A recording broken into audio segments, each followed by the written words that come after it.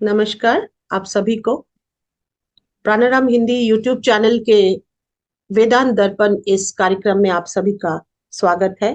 हार्दिक अभिनंदन। ये नाट्य शास्त्र और वेदांत के ऊपर में चर्चा चल रही थी। पिछले एपिसोड्स में भी आप लोग देख सकते हैं इसको। तो उस पर जो परफॉर्मिंग आर्ट्स है उसके साथ वेदांत इन रेस्पेक्ट टू वेदांता इसकी चर्चा है। मैं स्वागत करूंगी ऋषि गौतम चटर्जी सर का इस कार्यक्रम में। स्वागत है सर। Thank you. सर आप इस पर बताएं पार्ट टू में कि performing arts in respect to Vedanta इसके ऊपर में कि किस प्रकार से जो परफॉर्मिंग आर्ट्स में है उनकी सेंटली लाइफ कैसे होनी चाहिए और ये किस दिशा में चलना चाहिए उनको। और इसकी पार्ट टू की व्याख्या में आप कृपया बोले सर। और किस प्रकार ये जो नौ रस है वो रस किस प्रकार आती है इसमें, इसकी चर्चा के लिए ही आज का ये एपिसोड है। तो सर मैं समय नहीं लूंगी, आप कृपया इस पर बोलें। बहुत धन्यवाद संघमित्रा जी। अगर आप अनुमति दे तो मैं 2-3 मिनट में अब तक जो हम लोग बात कर चुके हैं 40-45 एपिसोड्स में उसको एक बार रिकैपिचुलेट कर लें, ताकि क्या होगा जी कि जी। संदर्भ मिलके स्मृति में फिर से उभर आएगा और आज जो आपने विषय रखा उसे समझने में स्पष्टता होगी। जी यदि आप जी। कहें तो रिकैपिचुलेट कर लें। जी आपकी सर। अनुमति है? जी सर जी बिल्कुल।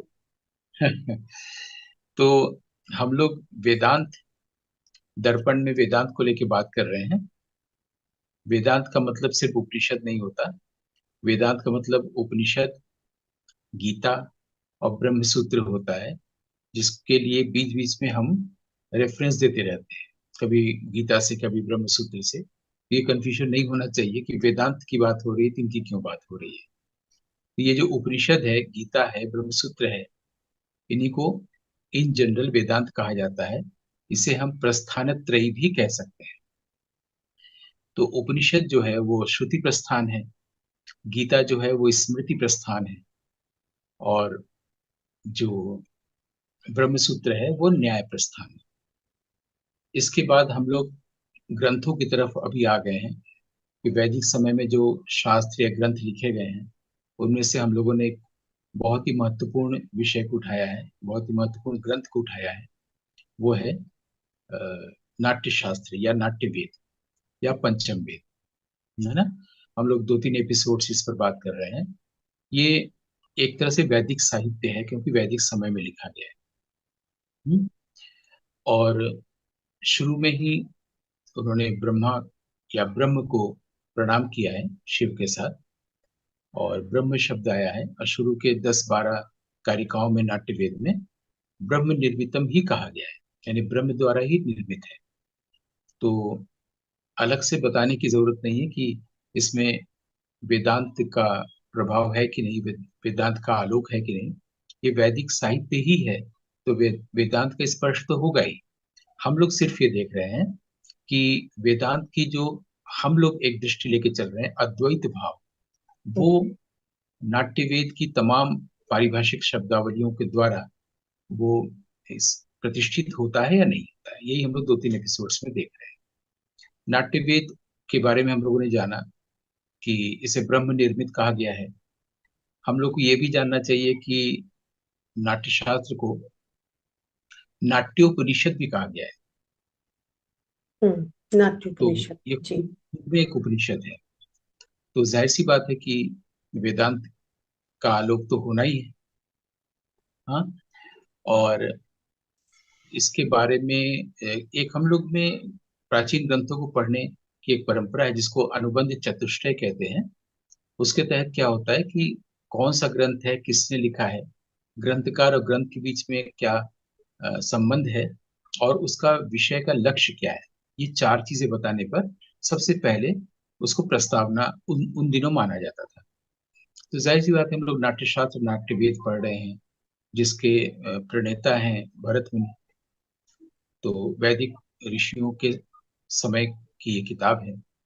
ये काशी में ईसा पूर्व 5वीं शताब्दी में लिखा गया था, और इसका समय जो है इस तरह से भी हम लोग समझ सकते हैं कि जो बुद्ध का समय है, बुद्ध के बाद रचा गया है, क्योंकि उसमें श्रमण कैसे चले, उनकी चारी योजना क्या है, हो ये भी लिखा गया है, इसमें रखा गया है। तो बुद्ध का समय 6ठी शताब्दी ईसा पूर्व है। ये वो समय है जब बिंबिसार और उनका बेटा अजातशत्रु हम्म। ये लोग हुए हैं। बिल्कुल फिर सही। एक पीरियड आता है थोड़े से समय के बाद जिसमें चंद्रगुप्त, फिर उसके बाद बिंदुसार, उनका बेटा अशोक होता है। तो बिंबिसार के समय में यानी बुद्ध के समय के तुरंत बाद भरत मुनि ने इसकी रचना की थी। तो एक तो ये अनुबंध चतुष्टय के आधार पर हम लोगों ने देख लिया। इसका लक्ष्य विषय जो है वो है कि जो कला और सौंदर्य है, रस तत्व है, उसके जरिए हम लोग क्या अद्वैत भाव तक आ सकते हैं या नहीं। इसी अद्वैत भाव के लिए भरत मुनि ने रस शब्द की पहली बार दुनिया में प्रतिष्ठा की थी, जिससे हम लोग साधारणीकरण भी कहते हैं। ठीक है, ये बिल्कुल क्लियर है कि उन्होंने इस दृष्टि से किया था, तो ये लक्ष्य था। इसलिए इसे हम लोग लक्षण ग्रंथ भी कह सकते हैं, कहना चाहिए। तो यहाँ तक हम लोग पहुंच चुके थे। फिर हम लोग कुछ पारिभाषिक शब्दावलियों को समझा था, जैसे अनुकरण, अनुकीर्तन और चतुरश्र, है ना। चतुरश्र शब्द आया था कि संस्कृत में त्रयश्य, चतुरश्य और विकृष्ट, ये हमारे यहाँ त्रिभुजाकार, चतुर्भुज या वर्गाकार या आयताकार के सेंस में संस्कृत में बोला जाता है। तो हम लोग इसको वर्गाकार या चतुर्भुज चतुरश्र को कह सकते हैं। लेकिन हम लोग ये नहीं समझ पाते हैं कि ताल चतुरश्र कैसे होगा। तो हमने कहा था कि किसी भी वैदिक ग्रंथ को पढ़ने के लिए जो उपाय है वो है कि अगर हम व्याकरण का ग्रंथ पढ़ रहे हैं तो व्याकरण की दृष्टि से भी पढ़ेंगे और दर्शन की दृष्टि से भी पढ़ेंगे। नाट्यशास्त्र कला का ग्रंथ पढ़ रहे हैं तो कला की दृष्टि से भी पढ़ेंगे और दर्शन की दृष्टि से भी पढ़ेंगे, है ना। और हम लोग ये जानेंगे कि हर शब्द का यथार्थ होता है, मीनिंग एज इट इज, और एक होता है तत्वार्थ, तत्व। Signified meaning. तो आज के जमाने में सिग्निफाइड और सिग्निफायर हुआ है। उस जमाने में वाच्य और वाचक होता था, हम्म। साहित्य दर्पण के अनुसार। तो जो भी शब्द है उसका जब हम लोग तत्वार्थ समझेंगे तो हम लोग इसको, नाट्यशास्त्र को अच्छी तरह से समझ पाएंगे कि ताल का चतुरस्र होना क्या है। फिर हम लोगों ने इस पर बात की थी कि हम लोग आज जिस भी इंस्ट्रूमेंट से समझने जाते हैं, वेद वेदांत पढ़ने जाते हैं, समझने जाते हैं, तो हम लोग पास जो इंस्ट्रूमेंट है वो है माइंड। माइंड का मतलब हुआ कंस्ट्रक्टेड लैंग्वेज, यानी शब्दों के सहारे वाक्य बनाना, और जो कुछ भी जानना वो अतीत के आधार पर जानना, है ना। ये कंस्ट्रक्टेड लैंग्वेज है। और जो वैदिक साहित्य लिखा गया है वो रिवील्ड लैंग्वेज में लिखा गया है, क्योंकि वहां पर ट्रुथ जो है वो कंस्ट्रक्ट नहीं किया गया, वो रिवील हुआ है ना, वैदिक ऋषियों के सामने। तो ऐसे में रिवील्ड लैंग्वेज का मतलब हुआ परा पश्यंती मध्यमा वैखरी। तो परा स्तर से, ट्रांसेंडेंटल स्टेट से हमारे चेतना में कोई चीज रिवील होता है अचानक से। इसको कहते हैं कि इंस्टैंटेनियस रिफ्लेक्शन ऑफ इंसाइट, है ना। मतलब तुरंत सडन फ्लैश ऑफ कॉन्शियसनेस कह सकते हैं। और उसके बाद हमारे यहाँ जो कंस्ट्रक्टेड लैंग्वेज है वो हम लोग शब्द और चित्र के माध्यम से वाक्य बनाते हैं जो अतीत पर आधारित होता है। तो कंस्ट्रक्टेड लैंग्वेज से हम लोग रिवील्ड ट्रूथ को नहीं समझ सकते। कंस्ट्रक्टेड लैंग्वेज से हम लोग रिवील्ड लैंग्वेज ऑफ भरत मुनि को नहीं समझ सकते हैं।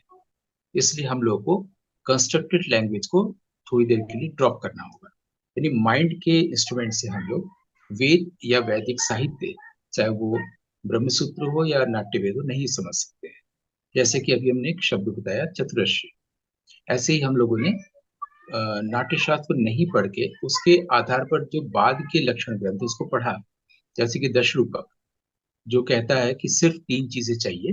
धनंजय का दशरूपक 9वीं 10वीं शताब्दी में, इसमें कहा जाता है वस्तु, नेता और रस। वस्तु माने कथा वस्तु या अंतर वस्तु, नेता का मतलब नायक, और रस का मतलब इफेक्ट, है ना।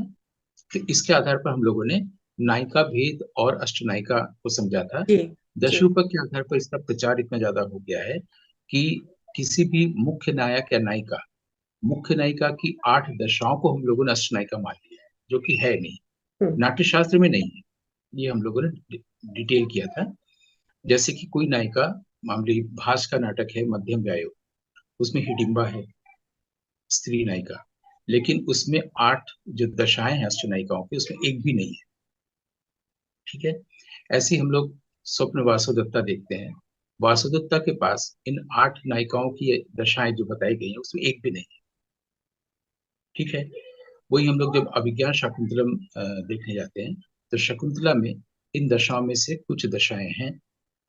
तो वो दशाओं के आधार पर जो हम लोग अष्टनायिका कहते हैं वो अशुद्ध कहते हैं।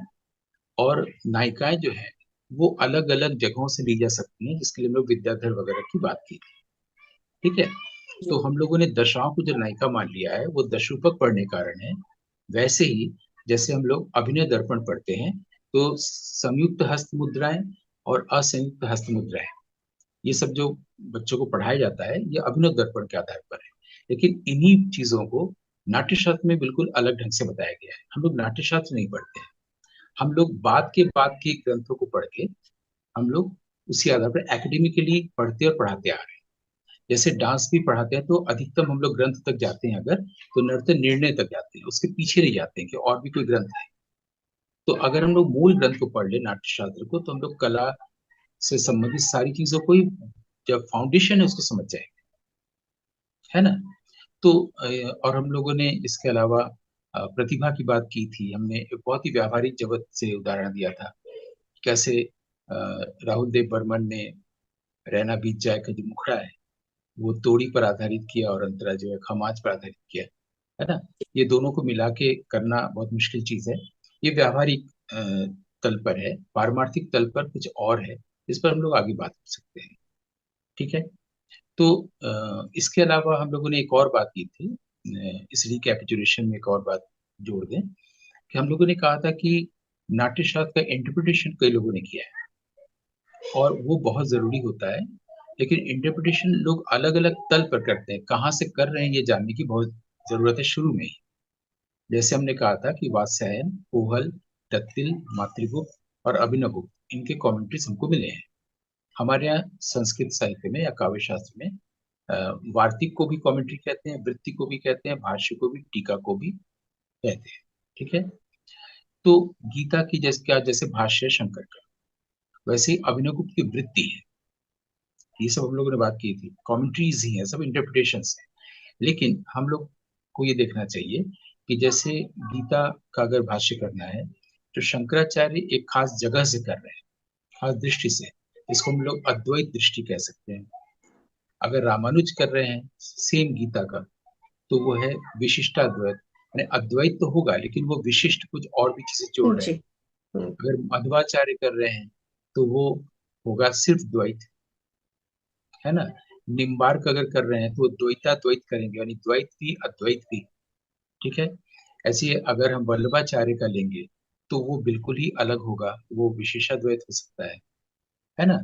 तो ये कई चीजें अलग अलग हैं, किस दृष्टि से आप इंटरप्रेट कर रहे हैं।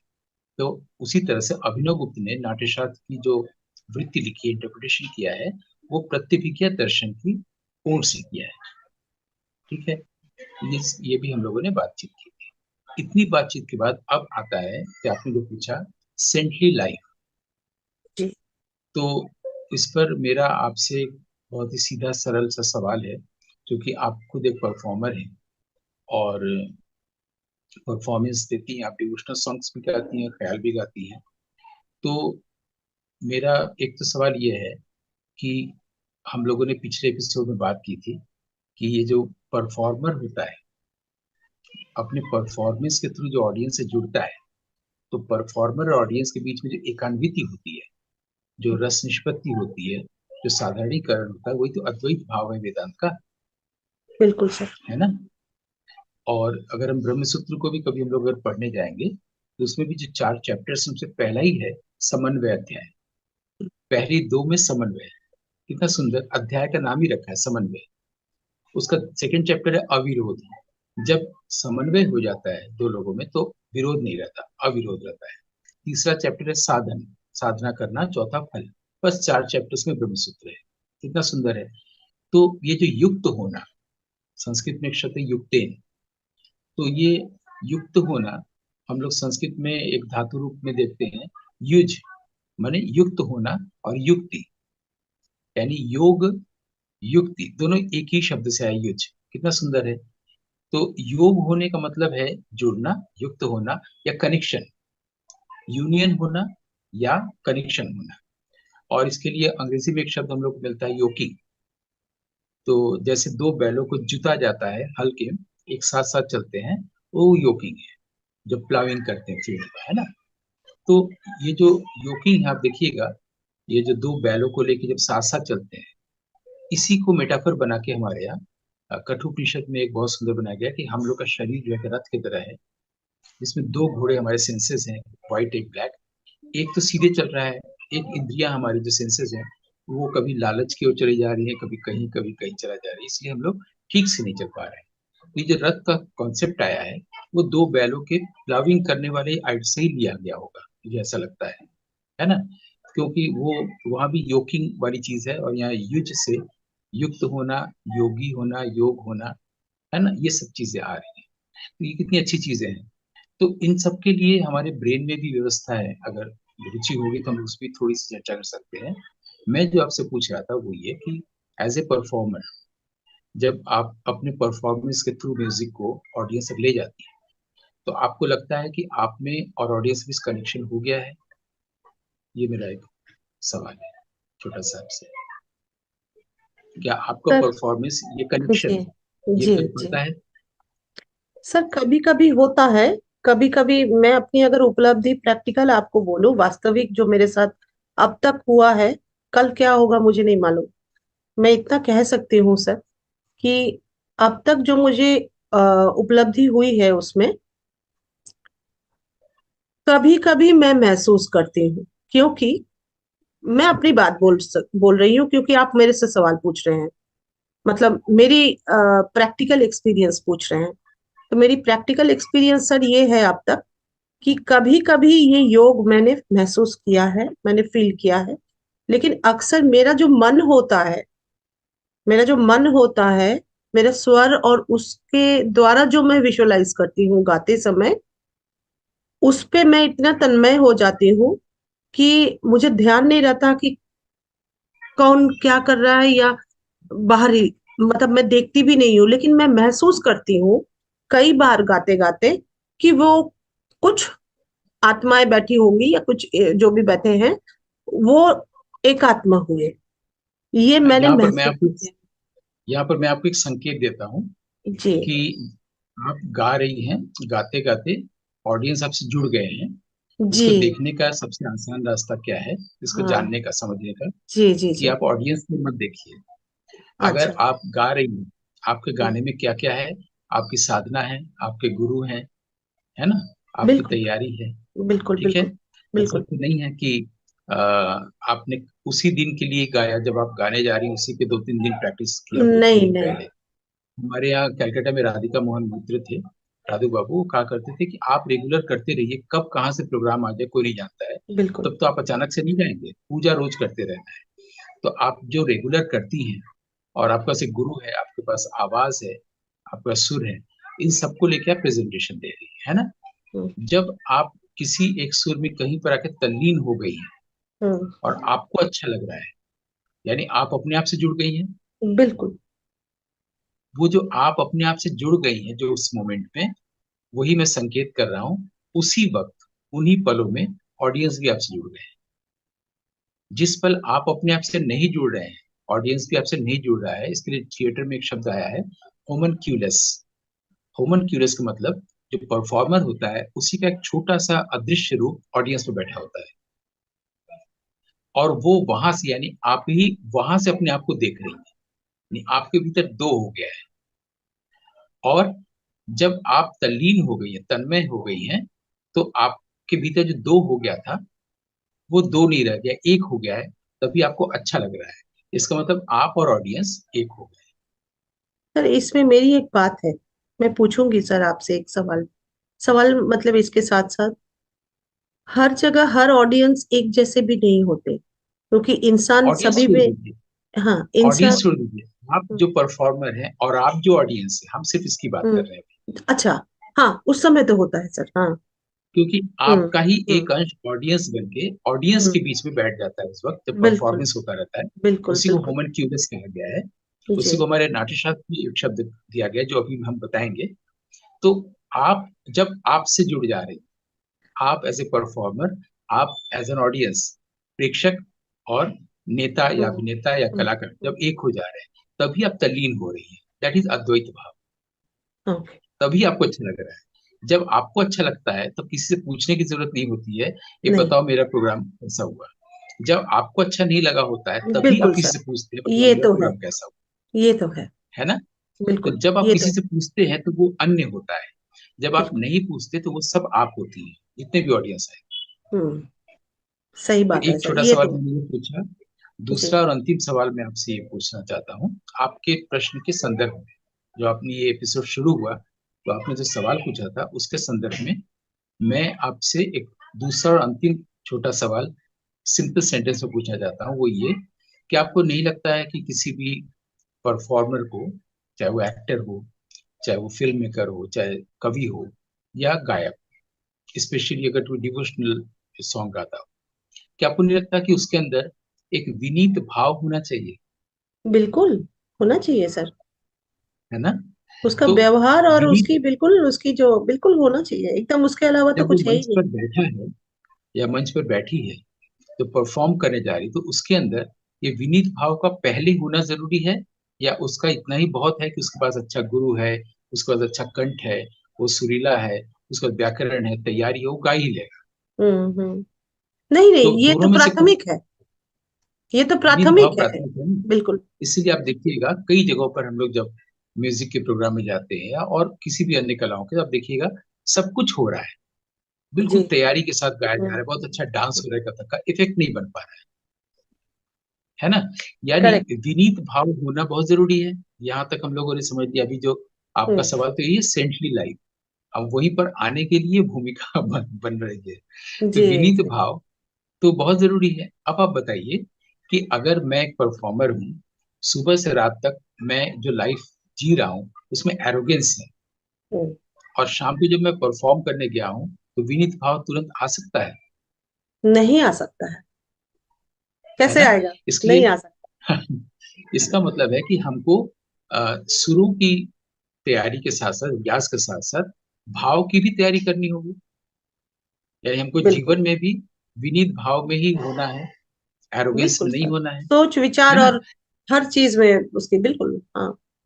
ठीक है। तो ये जो एरोगेंस है, एरोगेंट व्यक्ति जब आर्ट में होता है, हम्म। वहां विनीत भाव नहीं होता है, तो हम्म। वहीं पर आर्ट का, कला का शरण भी हमको देखने को मिलता बिल्कुल। है ना।